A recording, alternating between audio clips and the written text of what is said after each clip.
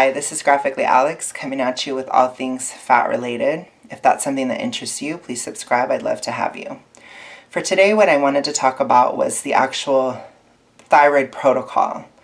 And this is very difficult to explain in a somewhat short video. Just know that it is a very holistic thing. I also want to give a couple disclaimers, which I know is pretty fat acceptancy of me. But I'm not a doctor. When I talk about things, I'm talking about the average everyman type of person.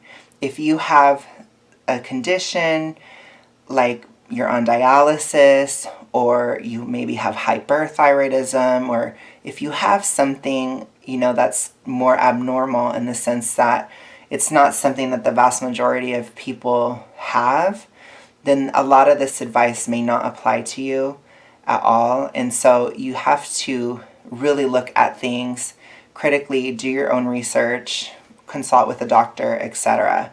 I'm really talking about the everyman type of person, which in today's society, due to the diets that are promoted, the environmental factors of, like, for example, the fact that so much of our food is covered in plastic, or the pollution in the air, or even the electromagnetic frequencies, these things all have raised society's estrogen in general.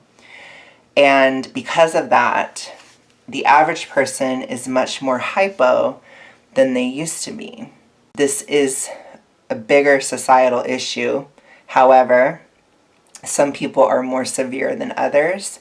And if you're more severe, you're going to have more symptoms. But we're going to talk about what you would do to fix your thyroid. I'm just going to really give you guys the absolute ideal here.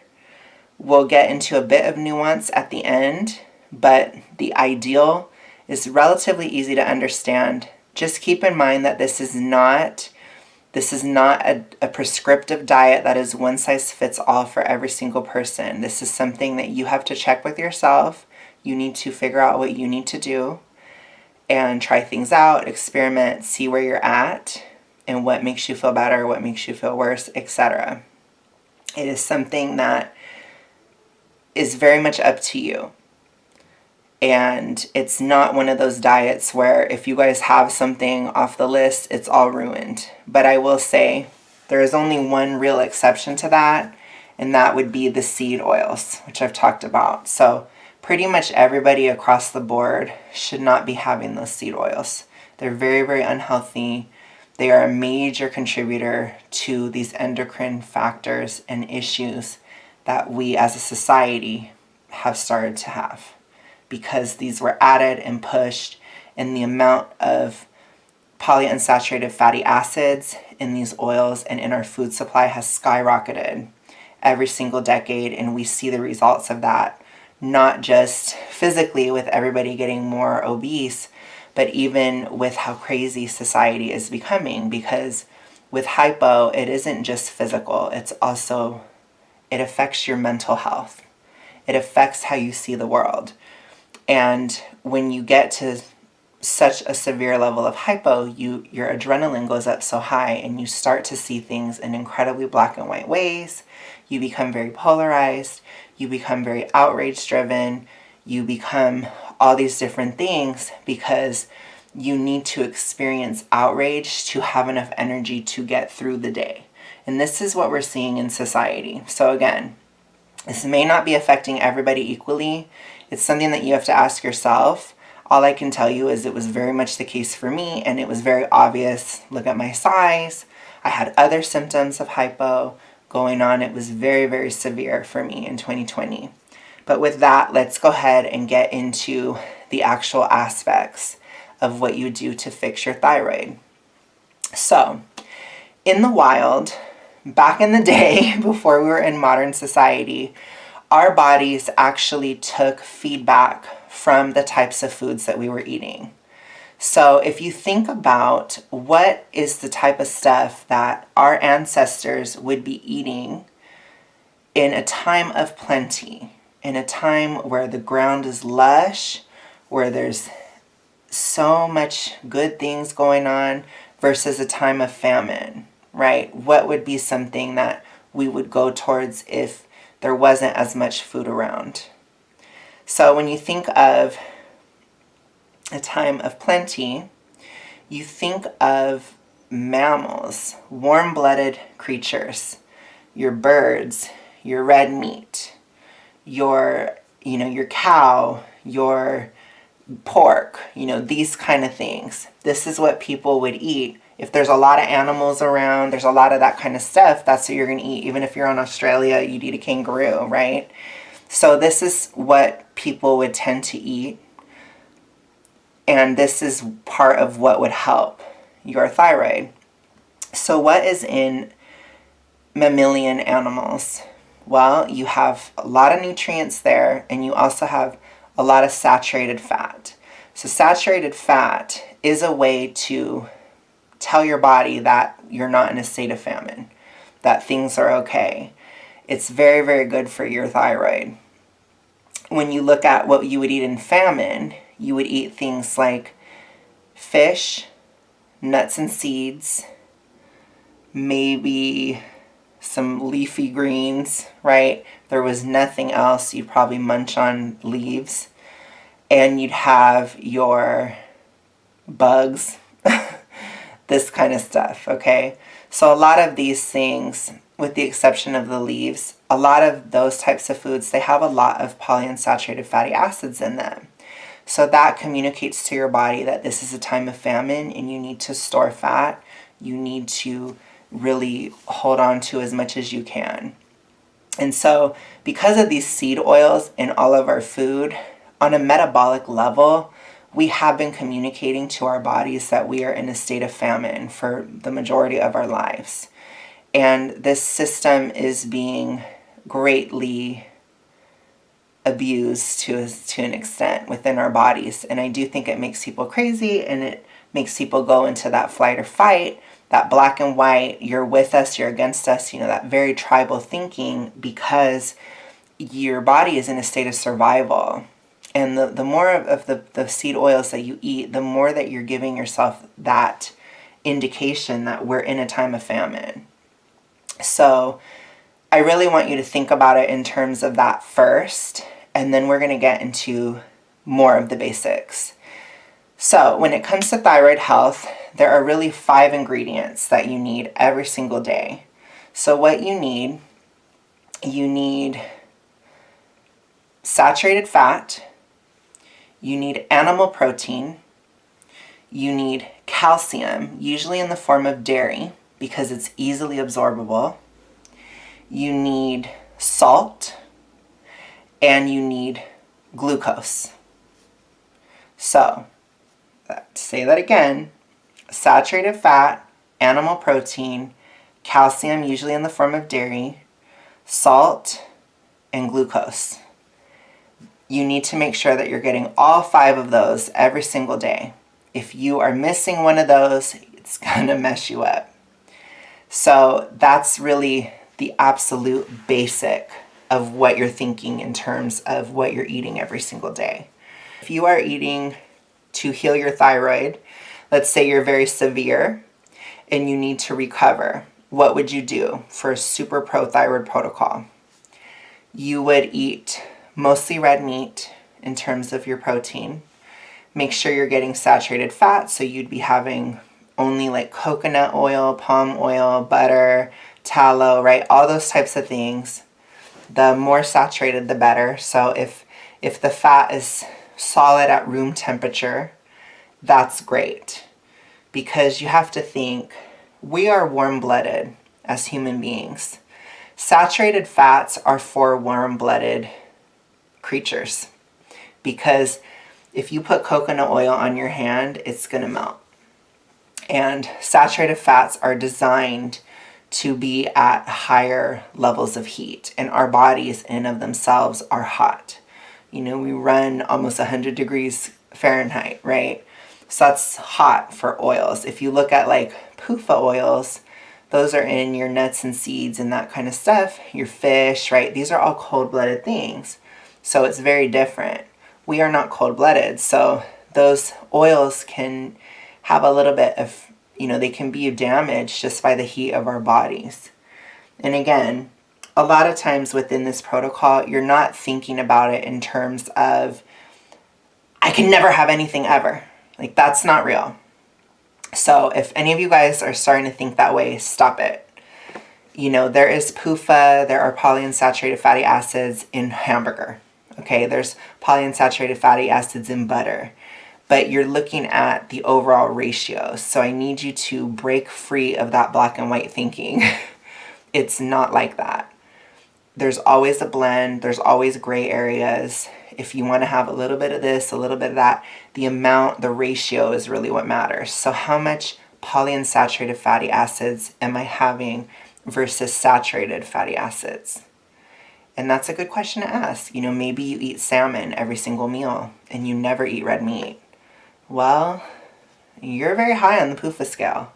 Maybe you're eating chips every single day, but you're eating, conventional chips, but you're avoiding butter. Well, that's exactly what we've been taught to do, right? But these are harmful things to do for your thyroid.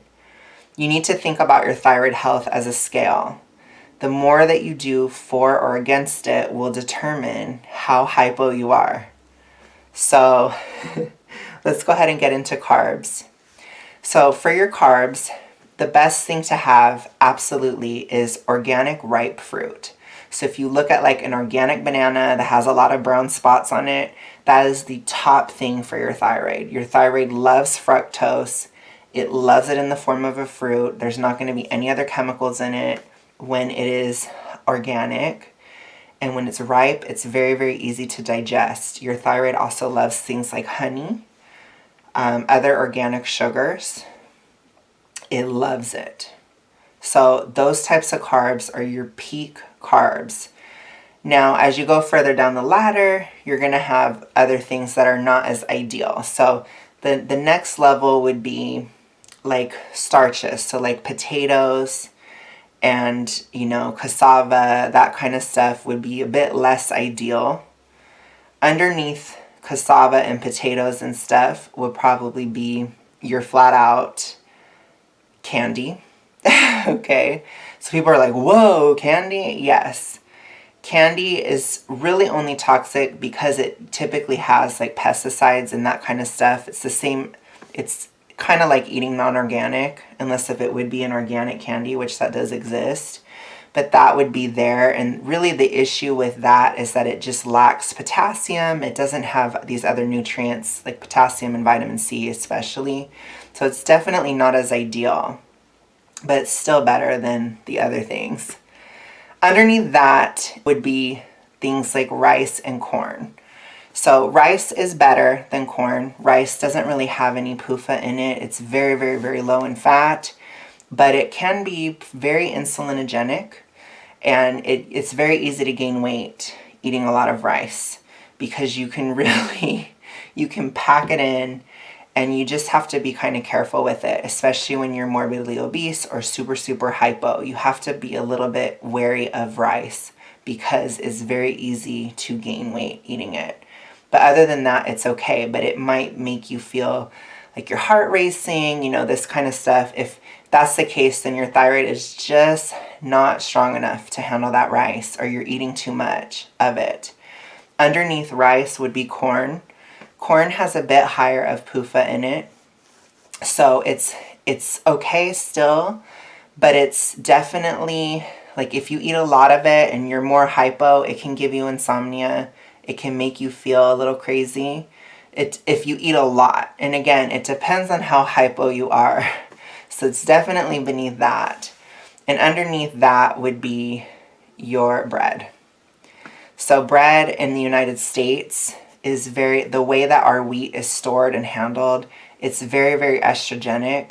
It is not processed correctly at all. So the bread specifically in the United States is not great for your thyroid. And this is why a lot of people that are hypo have gluten intolerance. It's actually that they cannot tolerate the estrogen in the bread. Also, your digestive system weakens when you are more hypo. So it can't handle the gluten, the protein in the bread. So that would really be your hierarchy of carbs. Now, I do want to say that carbs are not bad. And even those starches, like your breads, your rice, your corn, these things can all be on a thyroid protocol, especially if you're on a healthier place. This is not something where I'm completely against bread, unless if it has seed oils in it. But you can always make your own bread. Like if bread is something that you can handle, then have it. But just make sure that the most carbs that you're having is that fruit, or try your best, because fruit is the absolute best source of carbs. I don't always do this myself. We're never going to be perfect. I do rely on candy quite a bit, I will tell you, because it does help me. It gives me energy because I work a lot and I have a physical job, like I've told you guys, so it does help me. But by all means, it is not a requirement, right? None of these things are a requirement except for fruit. If you do not eat fruit, you will feel worse over time. So when it comes to the fats, I've already touched on that, but we'll go over it again. Saturated fat is your best friend. So something like bacon, your fatty hamburger, especially if it's grass-fed and organic. Again, you always want to have the best quality that you can have, but do the best you can. I can't afford to eat organic, but I can tell you that when I can, I absolutely will. It definitely makes a difference. So if you do have money, or you do have the resources to do that, definitely have all organic, all grass-fed, grass-finished, etc. You want to have the best quality of animal products, best quality of produce you can possibly have. Even your junk food. If you can find organic candy, get organic candy. Organic makes a huge difference, period.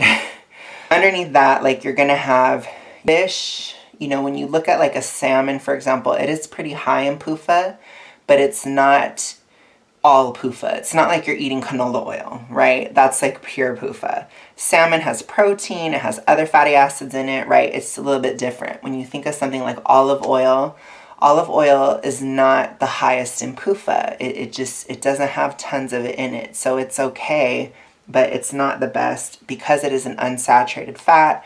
It's not suggested as much to cook with it.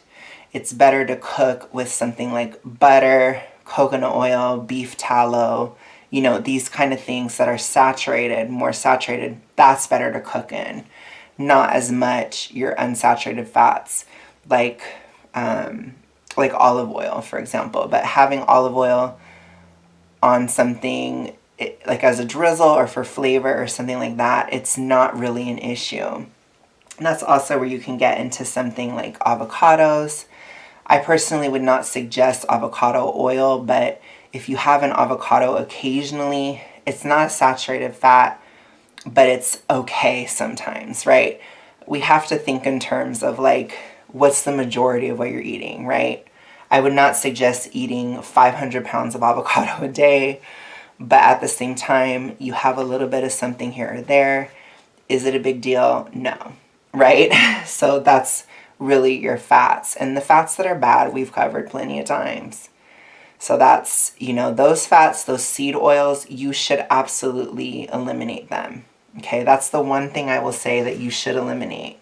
Now, when it comes to something like sesame oil actually has a bit less PUFA than other types of seed oils, and it's a little bit different. But again, I would suggest it if you're very severe. I would avoid even that. I've had issues with that where it's made me swell. Your body will communicate with you pretty clearly.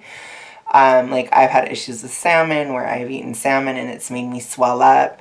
If your body swells up, it's a sign that you're too hypo for that. Just like with the carbs, if your heart starts to race or you feel kind of weird, you're too hypo for that. You can't handle it. Period. So, salt is pretty obvious. Salt, you're really just going to salt to flavor. Our bodies are really attuned to how much salt that we require, so you just salt however much you want, basically. It doesn't really matter. Obviously, if you have too much, you're going to be like, ugh, this is nasty. But you just really do it to taste. It's pretty easy. Dairy, if you have issues with, lactose intolerance, try different kinds of dairy. So try like goat dairy, sheep's milk, other kinds of things, as long as it's coming from a mammal. You really need to make sure your calcium is high enough, especially if you're eating grains, because you can get it can cause an imbalance that will flare up your parathyroid hormone, and it's not good for the thyroid. So you want to make sure you're getting enough calcium every day. I would really suggest, for me personally, I am very, very hypo still, and I cannot handle a day without enough calcium. Like, I feel it that day. So it is definitely vital that you get enough calcium. Lastly, we have our protein. So protein, you really want animal protein. Meat is the absolute best, period. Okay, so now we're going to talk about what you should eat, or things that are particularly good for the thyroid. So 2 things that are actually good right off the bat are coffee and chocolate. Now, you're going to want your coffee and chocolate to be organic. If it's not, it can be an issue. You want to make sure it doesn't have any, sunflower oil or anything like that in it. You want to make sure that it's just pure, very pro-thyroid. And your coffee, you need to make sure your coffee is organic. A lot of people, they have issues with coffee where they feel that they have jitters, that kind of stuff. If that's the case for you, it can actually be a sign that you're too hypo to handle coffee. So I would suggest being on this protocol for, 2 or 3 months, and then trying the coffee after that. But coffee is one of the best things for your thyroid if you can handle it. And again, you have to really figure out if it's okay for you now, and then if it isn't, try it in a couple months. So you want to make sure that you get plenty of your fat-soluble vitamins. So really good sources of this would be things like liver, beef liver, your eggs, right? Eggs are great. They have so many vitamins and minerals in them. Yeah, and you also want to make sure that you're getting enough iodine. You don't have to eat tons of iodine. Don't go crazy. A lot of dairy has iodine in it. Your eggs will have iodine in it. If you're having 3 eggs in a day, you don't have to worry. You've gotten your daily amount of iodine. But other things that are really good for your thyroid are actually shellfish. So if you're not allergic to shellfish, things like oysters, shrimp, crab, lobster, those have so much iodine and so many minerals in them, and they're very, very pro-thyroid. A lot of stuff from the ocean is pro-thyroid, interestingly enough. So even like seaweed and stuff like that, the only thing is that a lot of seaweed is actually cooked in toxic seed oils, so it's really unfortunate. But if you can find some seaweed that isn't, it's actually pretty good for the thyroid. Always remember that to eat organic, pasture raised, grass fed, etc., the highest quality that you can afford is better, period. And now we're going to talk about some other factors that you may not think about. So other parts of the thyroid protocol are actually avoiding toxicity in terms of your environment as much as you can. So you will be getting cleaning products that are less harsh chemicals, right? You want to reduce your chemical exposure. A lot of these chemicals have exogenous estrogens in them, and they do make you more hypo, or they give you more of an issue. I don't want you to go too crazy over it, because nobody can be perfect in modern society. We are all exposed to things every single day, but just try to minimize your plastic exposure if at all possible. I can't really do anything right now, but I will in the future. Like, I'll buy water in glass, like if I have money, right? You have to just think about these things and do the best you can. It's not about perfection. Avoid Teflon for your pans and stuff like that. It's very anti-thyroid. Don't expose yourself to chemicals unnecessarily. If you have to use a cleaner, make sure you're wearing gloves. Try to take care of that, and everything that you touch and deal with, your liver has to deal with. So you just want to be mindful of that, because it is definitely a part of this. And honestly, shop green. You know, try to get green soaps, green cleaners. Do the best you can with your beauty products, your shampoos, anything that's touching your skin. Do the best you can. It's not about perfection. It's just about, you know, not sticking your hand in in gasoline, for example. You know, it's about just being mindful of it. You want to eliminate marijuana and alcohol. Those two things are very estrogenic in general. If you are severely hypo, they really don't have a place for you. I understand people make mistakes here or there, but it would be a mistake if you are severe. So really, really, really, really severely minimize it. If you are not as bad, don't do these things every day, because you will give yourself hypo. If you drink too much, if you smoke too much weed, you will give yourself hypo by virtue of doing that. So if you were on a thyroid protocol, you would not be having that at all, period. Other things that are obvious too, like smoking. Smoking is very toxic. There's a lot of chemicals in cigarettes, right? So again, I'm not trying to overwhelm anybody, but you just do what you can. The last thing that I'm going to discuss too is just be aware that birth control, so hormonal birth control, is also anti-thyroid. So just keep that in mind. And I want you guys to really look at your lifestyle and how much of the stuff that you're doing is anti-thyroid. And if it's a lot, then you will either likely have a problem or you're about to, okay? But overall, I just want you to think of it that way.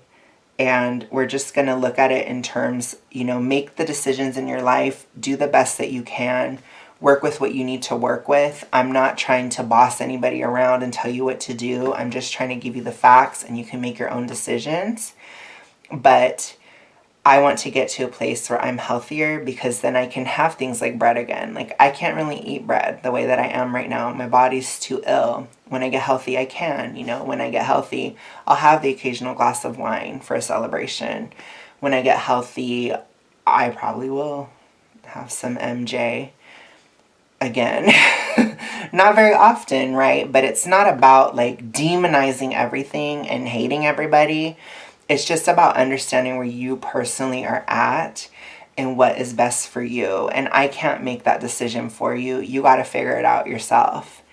And it's really about that kind of thing. So this diet, it is very helpful, but it's not one of those things where you can really judge somebody for what they're doing, because it's not about someone else. It's about you and where you're at, period. And that's personally why I love it so much, and it has helped me greatly. So while I have to be very strict right now, I won't always be super strict. And that's really what it's about. Now, if you are morbidly obese or super morbidly obese, you probably will have to be on some form of the protocol all the way through your weight loss, because it takes a lot longer to heal, because the fat being released is often PUFA. So the whole time you're losing weight, you're battling. Your thyroid is battling out that PUFA every time you're losing weight. So it's a long process. And you can expect it to take 3 to 4 years. Even in somebody who's healthy, it can still take around 3 years to get the PUFA to suitable levels in your body through this. So as I've stated before, always keep your ratios in mind. Always be strict on those seed oils, the strictest you can be. If you are thin and healthy and young and you go and you have McDonald's one day, it's not going to kill you. Even if you're not, it probably won't kill you, but you'll probably feel it. And if you're fat and everything, you're probably not going to lose weight if you're eating that. I'm just letting you know. So you really need to be strict, because most of the benefits that I have gotten from this journey has been from being strict, particularly on those seed oils. So with that, you guys, I'm going to close. This by no means is going to be the last video I make on this topic. If you have any questions, any future video ideas or anything, please ask me down below. I probably will do it. I'm going to be adding another video per week to my roster where I talk about this diet. And we'll talk about different recipes. We're going to talk about some of the strategies that I do. We're going to talk about doing this on a budget. I already have some ideas, but just remember, it's always about doing the best you can with what you have. It's not about judgment. It's not about any of those things. Your body will appreciate any efforts that you can make. So thank you guys so much for watching. I will see you guys again next week. Have a good one. Bye.